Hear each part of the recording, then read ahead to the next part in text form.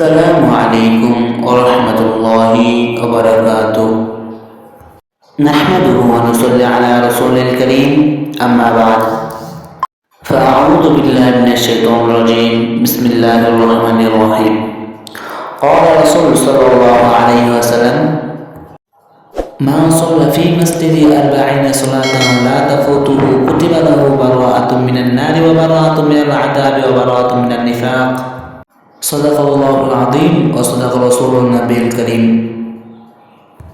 আলহামদুলিল্লাহ মাদ্রাসা দারুল কোরআন কর্তৃক আয়োজিত সাপ্তাহিক প্রশিক্ষণমূলক বক্তৃতা অনুষ্ঠানের সম্মানিত সভাপতি বৃক্ষ বিচারক মণ্ডলী ও আমার প্রিয় ছাত্র ভাইয়েরা, আজ আমার বক্তৃতার বিষয় হচ্ছে মদিনা শরীফের ফজিলত ও জিয়ারত। আপনাদের দোয়া শামিলে কিঞ্চিত পরিমাণ আলোচনা করার চেষ্টা করব ইনশাআল্লাহ।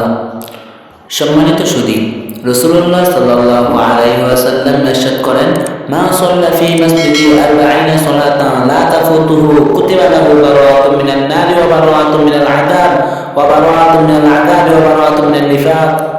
যে ব্যক্তি আমার মসজিদে নববীতে 40 ওয়াক্ত নামাজ এইভাবে আদায় করবে যে এর মাঝে কোনো নামাজ ছুটে না যায়, তাহলে তাকে জাহান্নাম থেকে মুক্তি দেওয়া হবে এবং আযাব থেকে মুক্তি দেওয়া হবে এবং মুনাফিক থেকে মুক্তি দেওয়া হবে।